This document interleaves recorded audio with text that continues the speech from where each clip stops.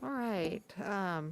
Welcome to the Monday, May 10th, 2021 Salina City Commission meeting. First, I'd like to start by confirming that the Kansas Open Meeting Act required notice has been properly provided. Yes. Thank you very much. And I'm out of time, so I guess we'll go ahead and adjourn. Would all those who are able please rise and join us in the Roll pledge? call. Roll call. I know this threw you, didn't it? It did. You know, the timer goes off and I'm useless, so I'll be looking to all of the former mayors to keep me going here. Let's do a roll call, please. Mayor Hodges, Here. Commissioner Davis, Here. Commissioner Hoppick, Here. Commissioner Ryan. Aye. Here. I've thrown you. I'm Man, sorry. could be a dangerous meeting. Trying to make it easier on you. Ah, thank you. we should As just my dad start used to again. say, it'll be by jerks and jolts today, but we will get through. If those who are able would please rise and join us in the Pledge of Allegiance and for a moment of silence. I pledge allegiance to the flag of the United States of America and to the republic for which it stands, one nation, under God, indivisible, with liberty and justice for all.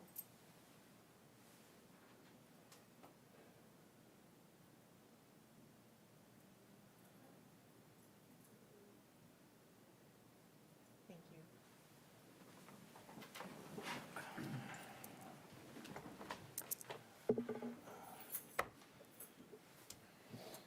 All right, we will begin with awards and proclamations. Item 3.1, the week of May 9th through May 15th, 2021 is Professional Municipal Clerks Week in the city of Salina. Melissa Rose Hodges, Mayor of the city of Salina, will read the proclamation. Thank you so much. I'm so pleased to recognize the 53rd Annual Professional Municipal Clerks Week from May 9th to May 15th, 2021. Whereas the Office of the Professional Municipal Clerk, a time-honored and vital part of local government, exists throughout the world, and whereas the Office of the Professional Municipal Clerk is the oldest among public servants, and whereas the Office of the Professional Municipal Clerk provides the professional link between the citizens, the local governing bodies, and agencies of government at other levels, and whereas professional municipal clerks have pledged to be ever mindful of their neutrality and impartiality, rendering equal service to all. Whereas the professional municipal clerk serves as the information center on functions of local government and community. Whereas professional municipal clerks continually strive to improve the administration of the affairs of the Office of Professional Municipal Clerk through participation in education programs, seminars, workshops, and the annual meetings of their state, provincial, county, and international professional organizations. Whereas it is most appropriate that we recognize the accomplishments of the Office of the Professional Municipal Clerk. Now, therefore, I, Melissa Rose Hodges, Mayor of the City of Salina, do recognize the week of May 9th through May 15th, 2021 as Professional Municipal Clerks Week in the City of Salina, and further extend our appreciation to our professional municipal clerk, Giovanna Rutherford, and to all professional municipal clerks for the vital services they perform and their exemplary dedication to the communities they represent. Dated this 10th day of May, 2021. And I just wanted to welcome our new city clerk, Giovanna Rutherford, and to thank her predecessor, Shandy Wicks, who set the bar high, and I have no doubt that Giovanna will meet and exceed that bar.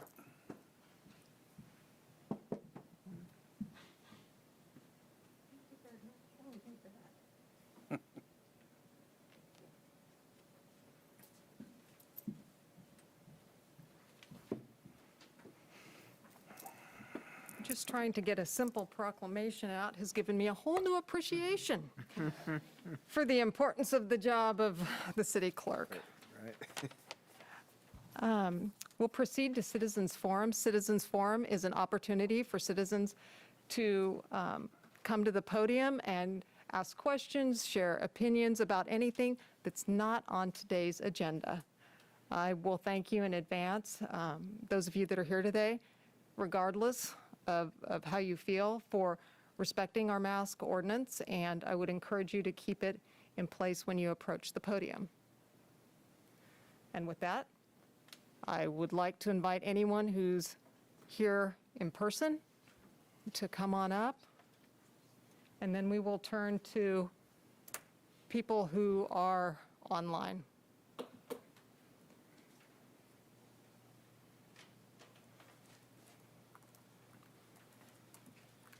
Good afternoon, Mayor, Commissioners. I just briefly want to talk about something that happened in last week's meeting, and it was kind of disturbing to me, the way an individual was singled out last week due to the mask regulation.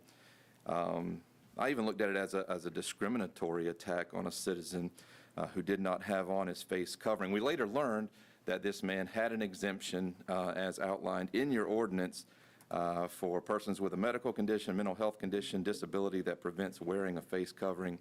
And this includes persons with a medical condition for whom wearing a face covering would or could obstruct breathing, or who are unconscious, etc. Also with people who are deaf or hard of hearing.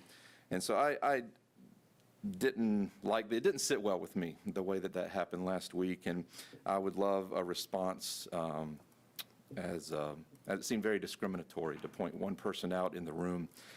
I did appreciate the fact that you said that he can sit in the room without his mask on. He just could not approach the microphone without a mask. I did appreciate that and allowing him that exemption. But as we saw, he had to leave the room. He had to go outside and make his comments per the Zoom application.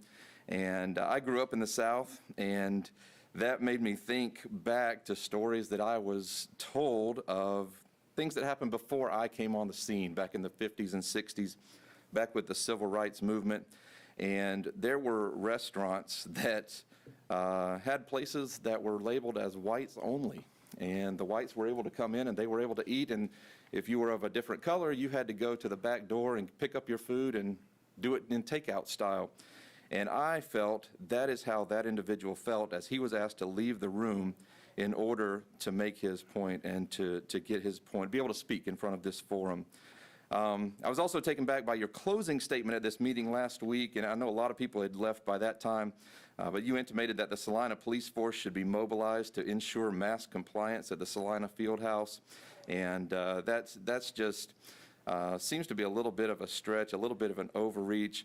The reason that there are compliance issues in Salina and in Saline County is because so many businesses and families and gatherings of people are just over this idea of masks. And even with the picture circulating around social media with Commissioner Davis outside as well, we're just done with masks, and it's time for that to be repealed. It's time for it to be moved on from. Again, I'll bring up Benjamin Franklin's statement: those who would give up essential liberty to purchase a little temporary safety deserve neither liberty nor safety. And again, Mayor Hodges, I would appreciate some type of explanation as to what I felt was discriminatory to this individual last week. I don't like that beeper either, just so you know. I would love it if we could have the timer without the beeper. I don't know if that's even a possibility or not.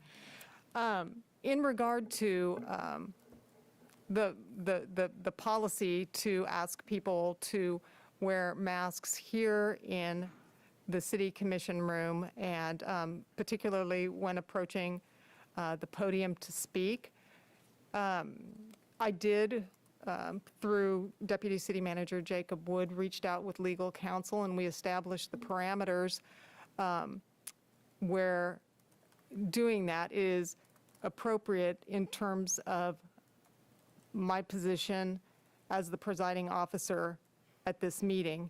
And I think maybe, I don't know if it's the most accurate analogy that I could make, but it was one that was understandable to me. When a store makes a policy, say Menards, that you must be masked to come in, and they do provide accommodations so that you can still shop at their store and have your purchases delivered to your car or whatever, that was how I understood it. And I may not be explaining it correctly, but And that's where we stand. So thank you. I appreciate you bringing that up. And if it would be helpful, I'm happy to have, I don't want to put City Attorney Greg Bankston on the spot or Deputy City Manager Jacob Wood, and I don't want to belabor this too much. But at any rate, that's the answer to your question. And if you gentlemen have anything you'd like to add? And if not, that's fine too. I'm fine Yeah, moving I think along. the way that you explained it is correct. You as the mayor you're the presiding officer. We have rules of procedure. So you have said that you would prefer people to wear masks when they're in this room, and you have the authority to do that as the mayor. So it's a separate and aside from the mask mandate. There is an exemption in the mask mandate. So, we're not using the exemption from the ordinance. In this setting, we're using a different set of rules and procedures that the city commission follows. So if that all makes sense. So would that Thank you. mean the exemptions are not appropriate or not applied in this setting? Mr. Bankston? As Mr. Wood described and as the mayor referred to, we certainly have the ordinance, and the ordinance is being enforced generally with full recognition of the potential application of the exemption. In this setting, at the mayor's discretion, and the mayor does have discretion in terms of how this meeting is conducted. And in this meeting, we have to be watchful always for open meetings compliance. And in this particular circumstance, addressing how to handle particularly the public forum aspect of the meeting, or anyone who might be present to comment on an item, how that is handled. That is within the discretion of the mayor as the presiding chair. And in this setting, there is, as you know, an alternative opportunity for fulfillment of the Kansas Open Meetings Act requirements as far as the opportunity to observe the meeting. Now, with the technology we fortunately have under these circumstances, we not only have been able to provide the opportunity to observe the meeting, we also have the opportunity to remotely participate in the meeting. And by that mechanism, and that's what I understood the mayor to be alluding to, in making provision for that opportunity, coupled with the mayor's discretion in terms of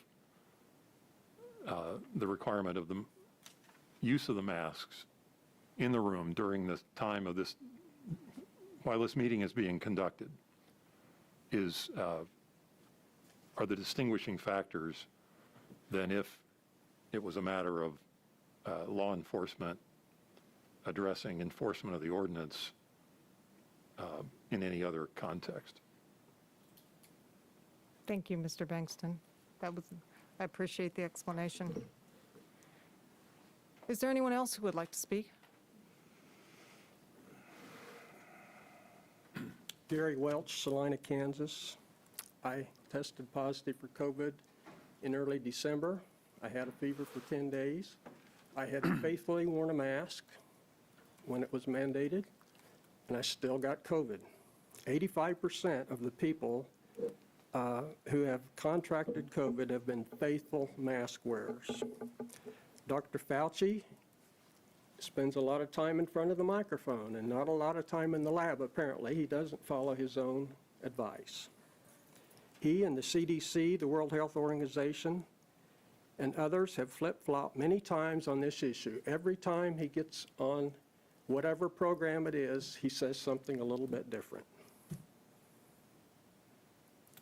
Now, it's not a matter of health. It's a matter of control and tyranny. It's a matter of how far we can be pushed and controlled and how many rights we're willing to surrender. We have flattened the curve. There aren't a lot of people in the hospital overwhelming the system. Cases are down. I respectfully request that you get rid of the mask mandate. We are adults. We are sensible enough. If we've had the shots, which I have, we can go around and not infect other people. If people want to wear a mask, they can wear a mask. If they don't want to get the shots and feel they want to be protected, even though 85% of the people who have been mask wearers still get it, I just think it's time to stop the mask mandate. Thank you. Thank you, Mr. Welch. And I would note that we will be revisiting this at the May 24th meeting in 2 weeks. Commissioner Dalton, Salina. You can pull the mask mandate. Walmart, Dillon's, Menards, everybody that owns their property that's not public property still has the right to require masks within their facility. This was all brought on because of Mayor Hodges. Because it was voted on the week prior, nothing happened. The county commission only decided to do it because city commission did it. And I do not see this mask mandate ending until 2 or 3 of you guys remove Melissa from the mayor position. This is ridiculous. There is hardly any towns that have the mask mandate in Kansas. Wichita doesn't. Their numbers went down. Florida just made a law stating, they made several laws on this stuff. Florida's, even, they pulled their mask mandate before college spring break. They never had an uptick in any COVID cases through the board. What are we waiting on? A new council? This is ridiculous. We've been dealing with this for almost a year.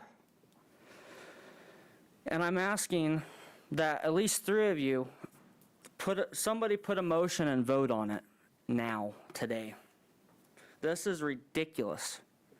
And then when you have a mayor going business to business, and then 20 minutes later, a cop shows up and starts writing tickets, that's kind of ridiculous too.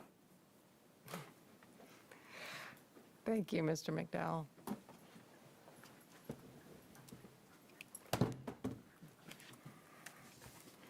Norman Mantle, Salina. Why do we have laws if we don't follow them? This building is a joint building between the city and the county. Does the county's ordinance take precedent over the city ordinance? The city is just a tenant in this building. You don't own it. I think the county ordinance takes precedent over the city ordinance. So why do we have laws if you don't follow them? Thank you, Mr. Mantle. Is there anyone else who would like to speak? If not, I will. Mayor Hodges, we do have one online. Hand up. Gotcha. All right, we will turn to the online folks now. Ms. Ward, you should have access now.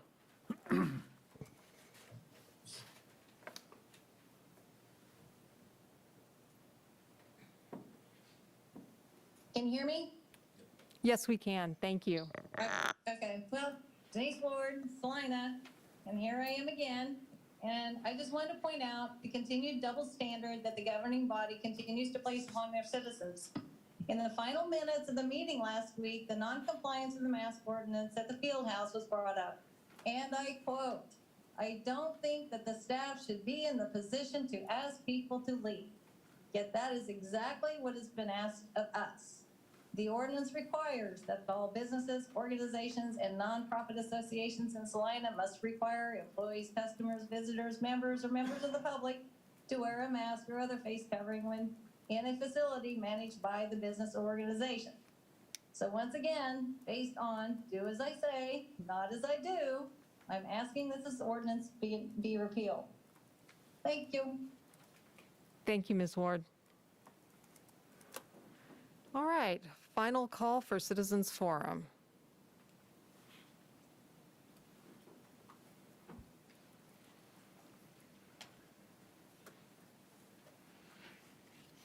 Ken Ritz from Salina. I'm concerned at how glib a number of people have become, that somehow having numbers come down is a victory. It's anything but. And victory is possible and has been achieved in certain parts of the world, most prominently in New Zealand, which you don't wear masks in New Zealand. You don't socially distance. You don't stay away from crowded places, and you haven't for a year. But for 6 or 8 weeks, I wish I knew how they did it, how on earth they did it. I know how in a heaven you could do it, but dealing with mere mortals, but they did it. And they did it after they'd had 25 deaths and about 1,600 positive tests. And the Prime Minister rightly surveyed the situation,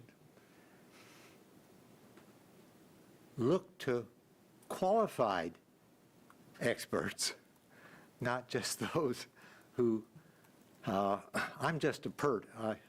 I'm not expert yet. And in short order, they turned it around. And they had to do it in short order, and she understood this. That fiddling and diddling and listening to all kinds of goofball arguments was going to delay things until, as we've seen in this country and most parts of the world, till the virus had gotten so far ahead that we were just chasing and not going to catch it. And there's a real danger in this delaying victory, and the danger is an obvious one, and one that's been long understood, that viruses mutate. And eventually, if we screw around long enough, there'll be a mutation that our vaccines won't cover, and we'll have much greater susceptibility, transferability, as we did with measles. I think you could get measles if you talked to somebody on the phone who had measles. It was that contagious. And yet we have people running around who, for some reason, want to select their facts. And no one seems to have called a Lions Club member. I don't know if any of you are members of the Lions Club. There are 6 Lions Clubs in Auckland, in New Zealand. Auckland has 1.5 million people. It's the largest city there. New Zealand has over 5 million. It's larger than the state of Kansas. And yet they managed to pull this all together. And the lady who spearheaded it was elected with a greater margin than has occurred in New Zealand elections. They're in a parliamentary system, so it's a different arrangement, in the last 50 or 75 years. But she had the support of the opposition, and still does. They refuse to politicize this. There are some things you just don't politicize. What happens to a member of the commission? You do not politicize that. If you do, your friends, your mother should take you out and let you know that you were raised better than that. Could I have you wrap up, Mr. Ritz? Thank you. Yes. But in any event, the masks are not 100%. They need to be improved. I was just having some fun with F-bombs. But there's 3 other things we can do, and I'll be very quick about this, and we're not doing. We're doing the face part. It's face, floor, furnace, and fresh air. We're not, there are no air purifiers in this room I haven't seen any. I've given some businesses air purifiers. Our furnace filters. I talked with the man that runs this building. He had no idea what I was talking about MERV ratings and all the rest. He had no idea what filters were. He's in charge of this building. He had no idea what filters were here. He seemed concerned. He asked me, well, what is a good MERV number? So I told him, 12 or better. Oh, maybe And that, fresh air. right. And so I have no idea if the air that we're breathing in this room is fit to breathe or not. And that should be the first I will concern of follow the up commission. with. So anyway. I will follow up with the yeah, we building really- authority superintendent. And Thank you. why would the governor get kicks out of making people wear masks? That's just silly.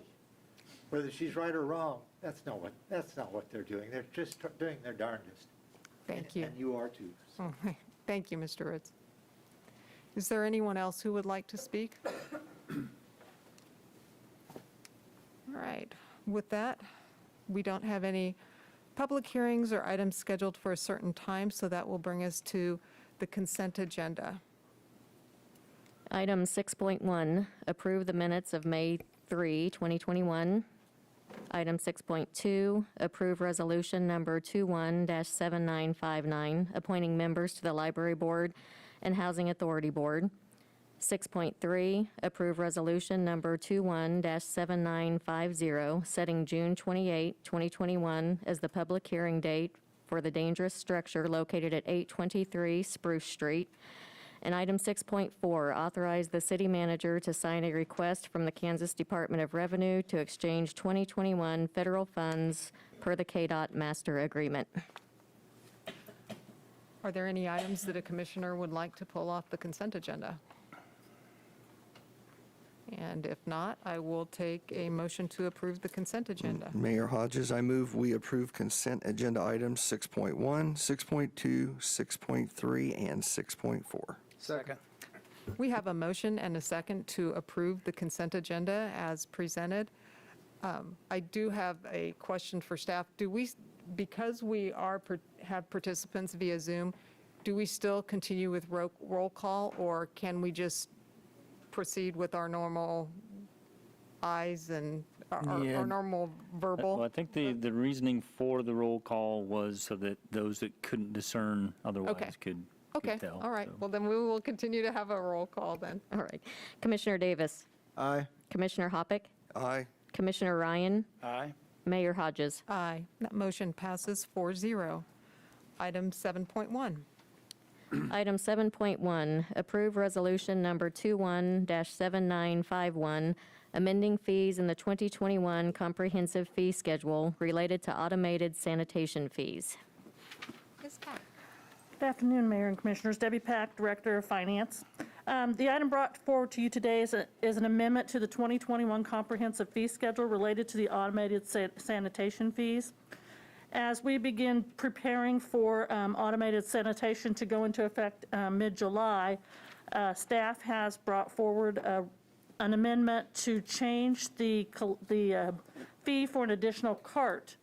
As you know, when we go to automated sanitation collection, citizens will no longer be able to leave items outside the bin or on the street or next to the bin because there won't be a person there to pick them up. And for that reason, we're asking that that fee be significantly lower than the current fee for an additional cart, which is $17 a month. Staff is recommending a $2 a month per cart extra additional cart fee. Currently, there's no charge for you to leave that trash outside the bin, so it is an additional fee if you were leaving that charge outside your bin, but you would need an additional cart to do that now. I'm not going to go into the details, but I do have staff here if you have specific questions about the fees or the process. Resolution number 217951, as proposed, would amend the comprehensive fee schedule, adding a second cart fee for sanitation. Your options are to approve that resolution, make amendments to that resolution, postpone consideration, or not approve that resolution, which would leave that second cart fee as it is now. If you have any questions, we'd be glad to answer them. Any questions for staff? I have a quick question. I just don't want Jim to be able to sit back there all day and That's right. hide from us. so. Should have never said anything. Yeah, I heard him say he was just going to hide back there, so. I tried. Yes, sir, Currently, do we charge for a second cart? we do. And what does that charge? It is a monthly fee rate, so a second cart costs an additional monthly fee of $17 per month. Okay. And yard waste carts, were those paid up front or are those a monthly fee? I couldn't remember. Yard waste carts.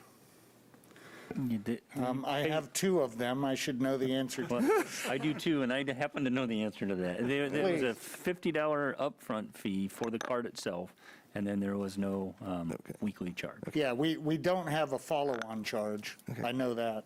And the third one is individuals can still call for special pickups like they do now. Yes, sir. Yeah, just can't put, okay, thank you. It's easy. How many gallons are the carts that we use now?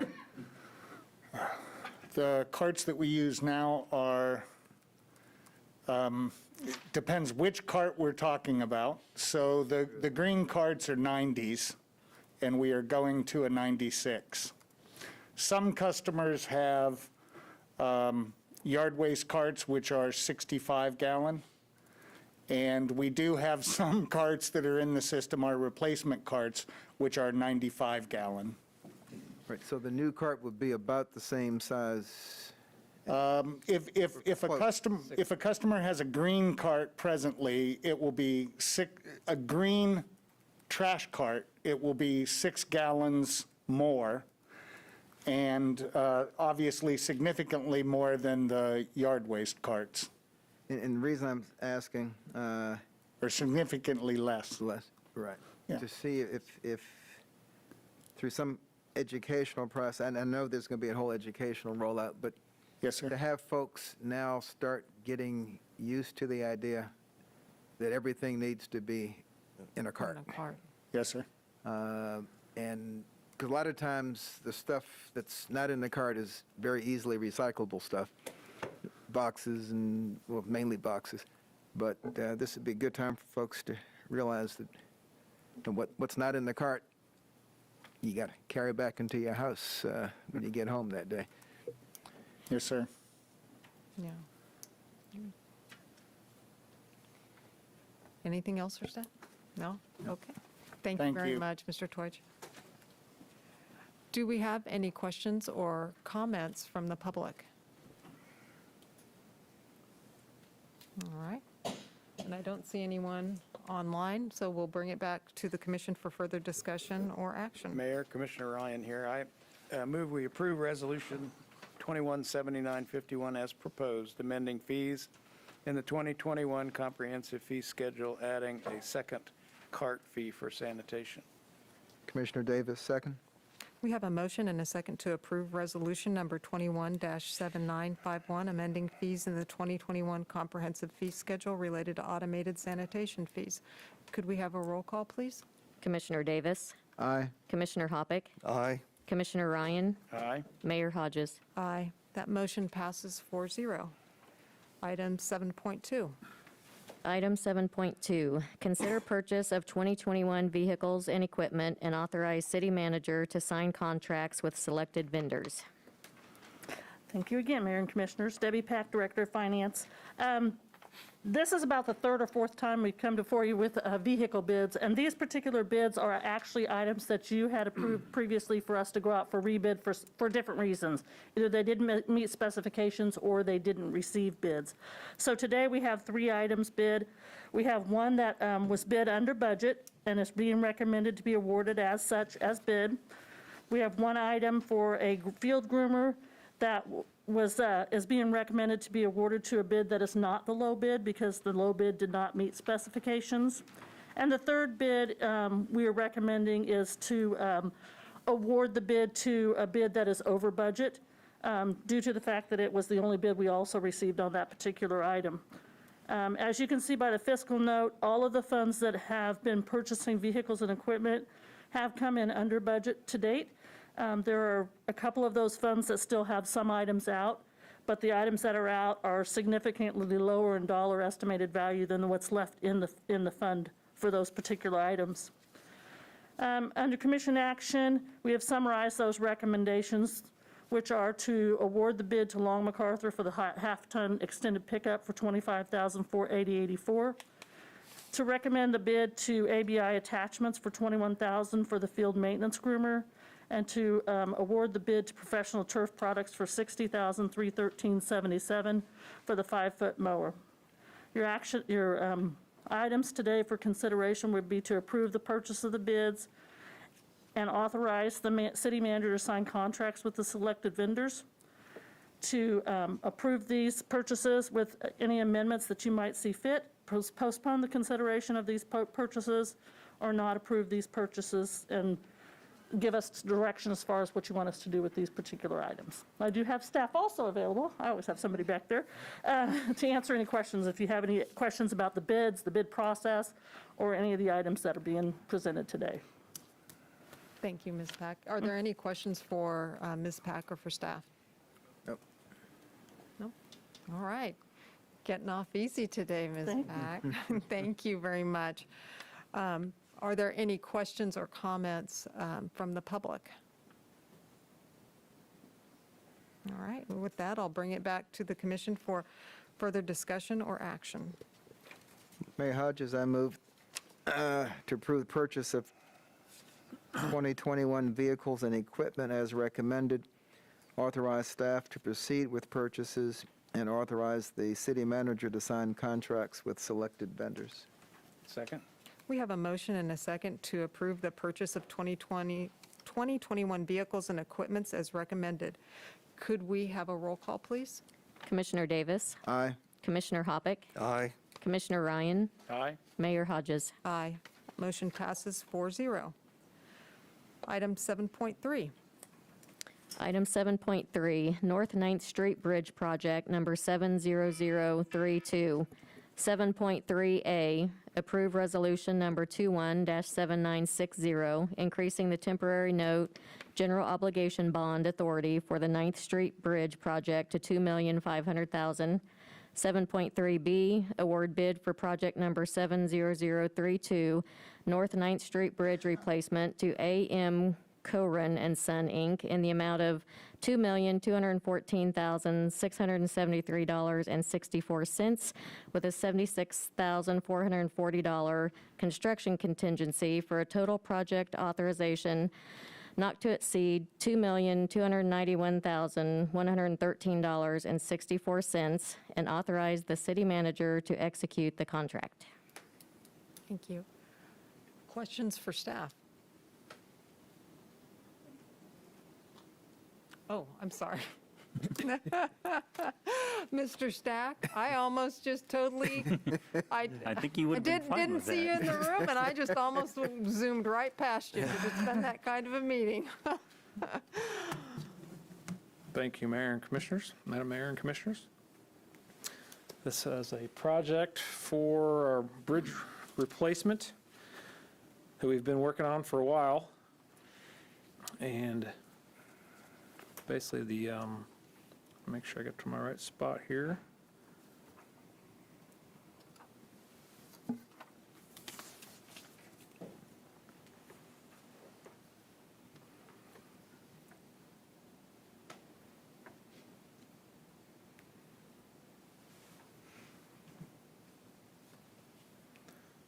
Got stuck on the Federal Fund Exchange one, so let me get back to the bridge one here. First of all, we have to, looks like our first item is to amend the resolution for this bridge. We had $2 million as the original authorization, and our earlier estimates were closer to 1.8 million, I guess, at the time. And so that was when we first looked into it in 2018. Thought at that time we'd have more, maybe use some Federal Fund Exchange dollars at the time as well to supplement anything that went over 2 million. Since that time, costs of course have gone up, and we're really happy actually to get 4 bids in this case, one of which that was fairly decent bid, quite a bit lower than the rest of them, by a very good contractor who is ready to get to work on it, so they didn't gripe about being so low, or they haven't told us about any steel prices that are increasing, thus to cause any concern. They're just ready to get to work. So we feel like it's a good bid. And so at this point, we have to authorize more temporary or more bonding notes, as well as award the project. So the project is about northbound 9th Street Bridge over Mulberry Creek. It's been kind of it's a fine bridge, but it needs replaced. It's carrying the current loads. It's definitely in need of repair, but it's not going to fall down or anything. But it's needing to be replaced, and it's our worst bridge in town, I guess, in that regard. We did have a City Commission information memorandum about a month ago that Kent did, and kind of talked about our bridge inventory, how many bridges we have, how good a shape they're in, and this is really the worst one, and the rest of them all are in really pretty good shape. So this one's been on the radar for a while. It was replaced southbound in the early 2000s, and they basically replaced all of it except for this northbound part. So it should be pretty, it shouldn't be easy, but I guess the bottom line is they can cut it at the median and leave the lights that are there, all the bricks that are there, and just replace the bridges. Sounds simple, but of course that's $2 million worth of work, so it's a lot of work, but at least it isn't something that we have to take anything or mess up any of the art that's up there, or a nice brick median that's there. This one will feature a nice sidewalk on one side. It's not easy to connect North Salina with the city, but it's something that we're starting with here, and eventually we believe it will be connected at some point with a trail or a sidewalk of some sort. And this is a good start to that.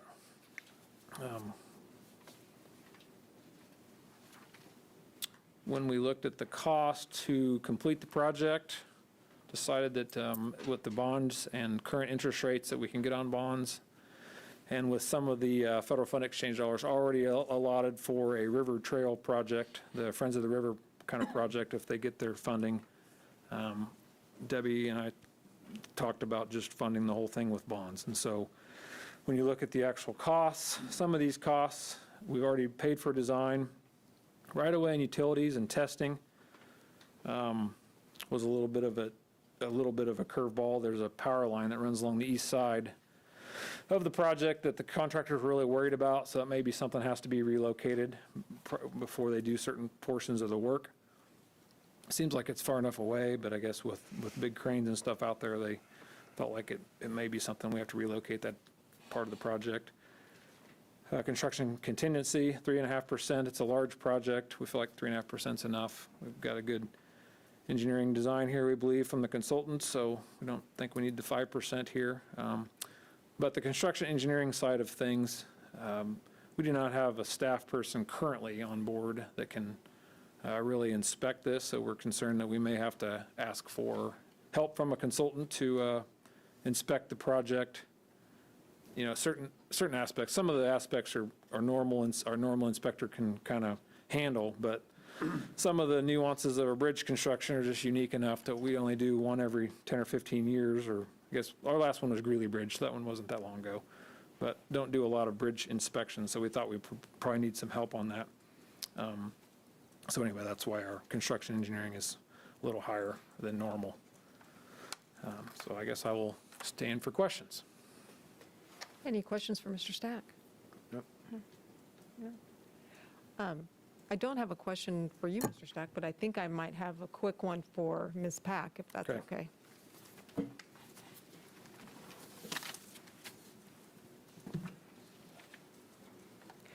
And thank you. My only question is, obviously, we know we've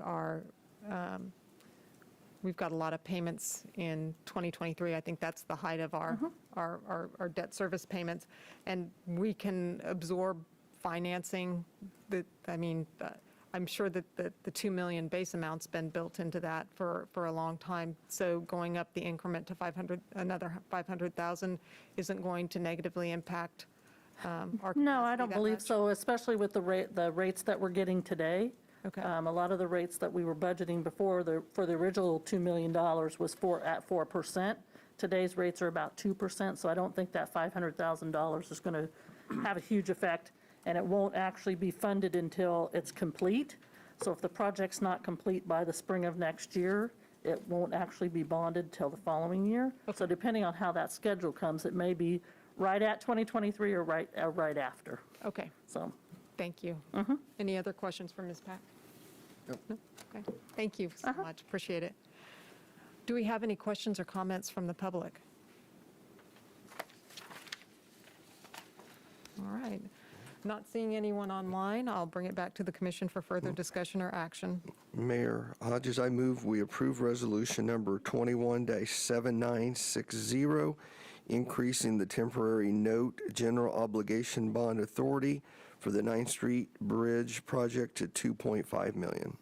Second. We have a motion and a second to approve resolution number 21-7960, increasing the temporary note general obligation bond authority for the North 9th Street Bridge project to $2.5 million. Could we have a roll call, please? Commissioner Davis. Aye. Commissioner Hoppick. Aye. Commissioner Ryan. Aye. Mayor Hodges. Aye. That motion passes 4-0. And then the bid award. Mayor Hodges, I move that we award the bid for project number 70032, Northbound 9th Street Bridge replacement to AM, I guess that's Coron and Son, Inc., in the amount of $2,214,673.64, with a $76,440 construction contingency, for a total project authorization not to exceed $2,200,000. Is that right? It doesn't seem like that adds up, does it?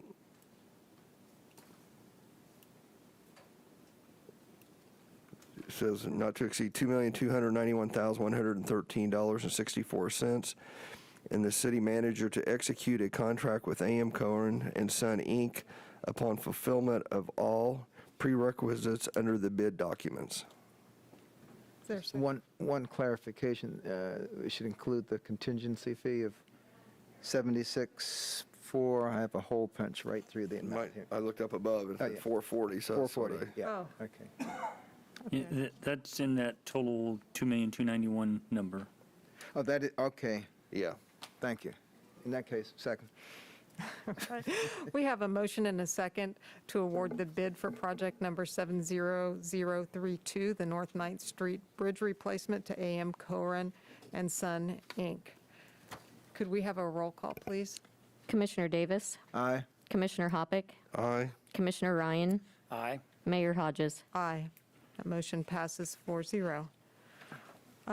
We don't have any development business. Are there any items under other business that a commissioner would like to bring forward? Just one. It's doesn't require any action on our part, but anticipating that there may be action on our mask ordinance soon, I would just encourage anyone at home who is thinking about getting vaccinated to do so. One of the reasons for extending this, at least in my mind, was to give those who recently were just eligible to get the vaccine to have a chance to get their vaccine and their second vaccine.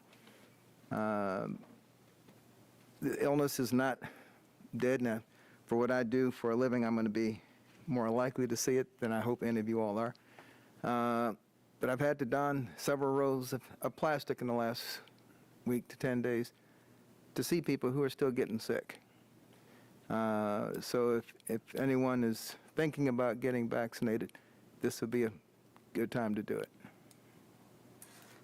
Thank you for that reminder. And if you are looking for a source of the vaccine, you can go to Saline County's website, and there is, it'll direct you to vaccinefinder.org, I believe. And in real time, it'll show you where vaccinations are available. I'm sorry. I'm sorry.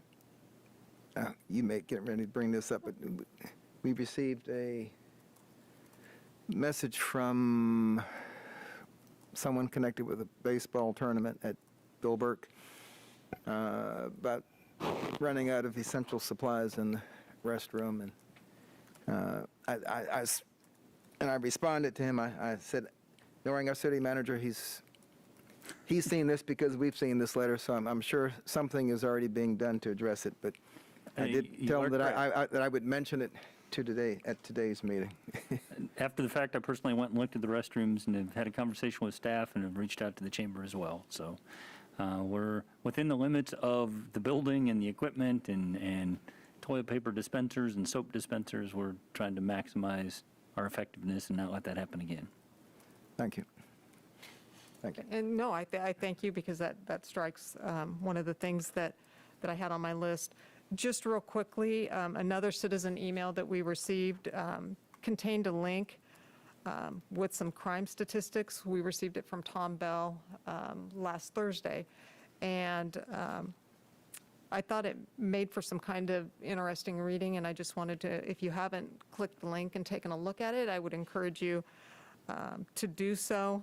I think that we would probably all acknowledge that there's some gaps in the data that were presented. For example, Topeka, Kansas City, Kansas, Overland Park, and Lawrence, it doesn't appear that they submit their crime statistics to the FBI. And what the link entailed was it took FBI crime statistics, it assigned different violations or different crimes a certain ranking, a higher ranking for crimes against people versus crimes against property, and then it came up with an overall score weighted on violent crime per 1,000 residents. And the statistics that that Mr. Bell directed us to showed that Salina didn't score very well. And so, at any rate, I think it's just something for us to keep in mind, and if we want to return to that at another point, we can. But I at least I told him that I would acknowledge it in this meeting, and I just wanted to make sure that if you hadn't had a chance to take a look at that link, that you did so. And then the only other thing that I have is the city commission replacement candidates. That consideration is going to be on our agenda a week from today. And I would like to remind anyone who's watching that the deadline to submit your expression of interest is at 5:00 p.m. on Wednesday. So if you've been thinking about submitting an expression of interest, I would encourage you to go to the city's website and get that filled out prior to 5 p.m. on Wednesday. And I just wanted to also extend an invitation to the interested applicants to attend the meeting.